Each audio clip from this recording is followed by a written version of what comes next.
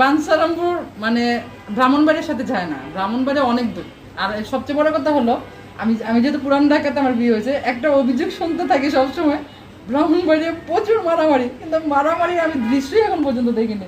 সত্যি কথা, আমাদের এখান থেকে আমি দেখি নাই। কেন আপনাদের বাঞ্ছারামপুরে তো আসলে মারামারি হয়? বাঞ্ছারামপুর মারামারি হয় না, খুব শান্তশিষ্ট একটা মানে শৌখিন একটা এলাকা এটা।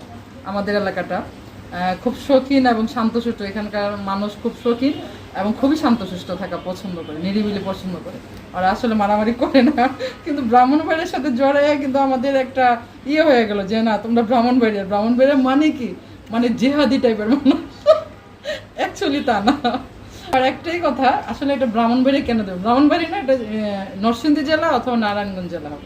তাহলে আপনি ফিউচারে যারা এমপি মন্ত্রী হবেন তাদের কাছে রিকোয়েস্ট রাখছেন? হ্যাঁ অবশ্যই রিকোয়েস্ট যে এটা নরসিংদী জেলা অথবা নারায়ণগঞ্জ জেলা হবে, কিন্তু ব্রাহ্মণবাড়িয়া হবে না, ব্রাহ্মণবাড়িয়া বা কুমিল্লা হবে না।